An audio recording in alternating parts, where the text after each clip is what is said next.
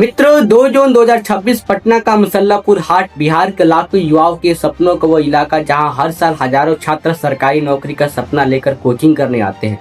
लेकिन उस रात जो हुआ उसने पूरे देश का ध्यान अपनी ओर आकर्षित कर लिया। रात के समय अचानक के कोचिंग संस्थान के बाहर हंगामा शुरू होता है, पत्थरबाजी होती है, तोड़फोड़ होती है और एक सुरक्षा गार्ड बुरी तरह घायल हो जाता है। उसे अस्पताल में भर्ती कराना पड़ता है। पूरे इलाके में बस एक ही नाम गूंजने लगता है, वो है खान सर का। जी हाँ मित्र, वही खान सर जिन्हें करोड़ों छात्र जानते हैं, वही शिक्षक जिनकी पहचान कठिन से कठिन विषयों को आसान भाषा में समझाने के लिए बनी। लेकिन इस घटना के बाद जो है कहानी अचानक से एक नया मोड़ लेती है। जिस संस्थान पर हमला हुआ कुछ ही दिनों बाद उसी संस्थान के संचालक खान सर का नाम भी उसी एफआईआर में जोड़ दिया जाता है।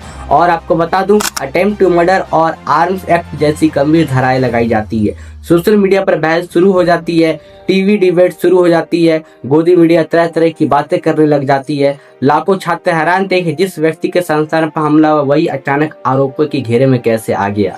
सब हैरान थे कि वही खान सर पल भर में कैसे फैजल खान बन जाते हैं।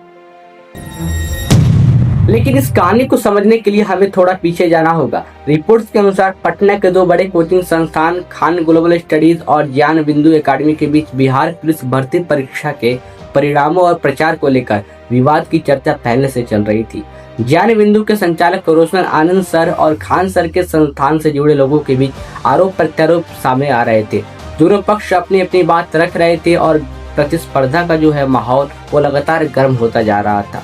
आपको बता दूं, फिर आता है 2 जून की वह रात। खान सर के संस्थान पर हमला होता है और तोड़फोड़ होती है।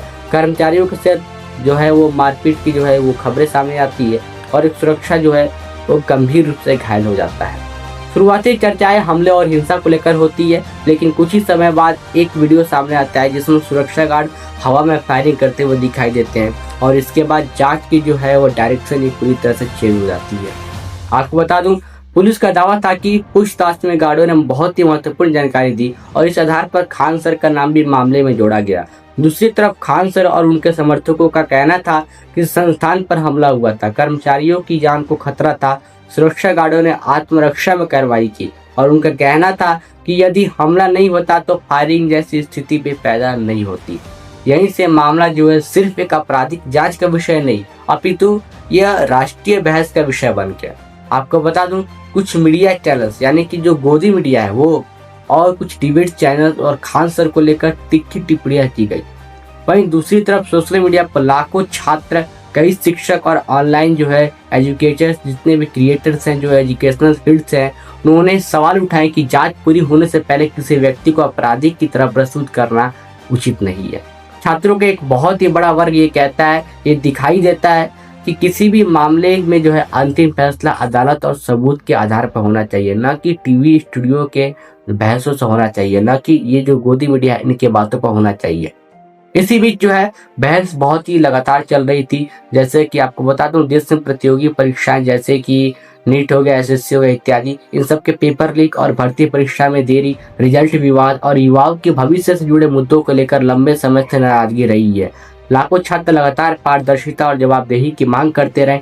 सोशल मीडिया पर कई लोगों ने यह राय व्यक्त की कि शिक्षा और रोजगार से जुड़े मूल मुद्दों पर भी उतनी गंभीर चर्चा होनी चाहिए जितनी किसी एक विवाद पर हो रही है। यानी कि खान सर की लोकप्रियता का कारण सिर्फ उनका यूट्यूब चैनल नहीं है।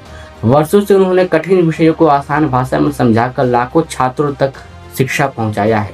छोटे कमरे से शुरू हुआ उनका ये सफर करोड़ों सब्सक्राइबर तक पहुंचा। यही वजह है कि उनके समर्थकों जो है, जितने भी समर्थक है, वो इस पूरे घटनाक्रम को सिर्फ एक व्यक्ति का मामला नहीं बल्कि छात्रों और शिक्षा से जुड़े व्यापक प्रश्नों के रूप में दिखते हैं और दिखाई देते हैं। लेकिन दूसरी तरफ ये भी सच है कि कानून अपना काम करता है और किसी भी आरोप की जांच होना जो है ये आवश्यक है। यदि किसी घटना में फायरिंग हुई है तो उसकी निष्पक्ष जांच होनी चाहिए। यदि हमला हुआ है तो उसकी जिम्मेदार कौन है, उन लोगों की पहचान भी होनी चाहिए। यदि किसी पक्ष के जो है आरोप सही है तो उन्हें साबित होना चाहिए और यदि गलत है तो सच भी सामने आना चाहिए। आपको बता दूं, यही इस पूरे मामले का सबसे महत्वपूर्ण पहलू है। और एक तरफ हमला, दूसरी तरफ फायरिंग, एक तरफ पुलिस का पक्ष, दूसरी तरफ खान सर का पक्ष, एक तरफ मीडिया की बहस है, दूसरी तरफ छात्रों की प्रतिक्रिया है। लेकिन अंतिम सच जो है ना सोशल मीडिया पर तय करेगा, यानी कि ना जो गोदी मीडिया है न टीवी चैनल्स है, न डिबेट्स है और ना ही वायरल वीडियो करेंगे। अंतिम सच जो है वो सबूत, जांच और अदालत ही तय करेंगे। अब आज भी इस पूरे मामले में कई सवाल बाकी है। हमला किसने कराया, हिंसा की शुरुआत कैसे हुई, फायरिंग किन परिस्थितियों में हुई, क्या यह आत्मरक्षा थी या कानून का उल्लंघन, इन सभी सवालों के जवाब जो है और इनकी जांच और न्यायिक प्रक्रिया से ही सामने आएंगे। लेकिन एक बात तो निश्चित है मित्रों, बता दूं, 2 जून 2026 के औरात सिर्फ कोचिंग संस्थान की घटना नहीं रही, उसने बिहार की कोचिंग संस्कृति, छात्रों के भविष्य, शिक्षा व्यवस्था और मीडिया की भूमिका और न्यायिक प्रक्रिया पर पूरे देश में जो है वो बहस छेड़ दी है। और जब तक इस मामले की पूरी सच्चाई सामने नहीं आ जाती तब तक सवाल भी बने रहेंगे और बहस भी होते रहेंगे। मित्रों, आशा करता हूँ कि आप सभी वीडियो को समझ चुके होंगे और अगर आपके मन में कोई संदेह, कोई प्रश्न है तो आप कमेंट बॉक्स में जो है आप लिख सकते हैं और आप इस पूरे विषय पे क्या सोचते हैं हमें कमेंट में जरूर बताइएगा। मिलते हैं अगले वीडियो में, तब तक के लिए आप सभी से निवेदन करूंगा, वीडियो को लाइक कर दीजिएगा, चैनल को सब्सक्राइब कर दीजिएगा और अगर आप सभी फेसबुक पर देख रहे हो तो प्लीज़ फॉलो जरूर कर लीजिएगा। नमस्ते मित्रों।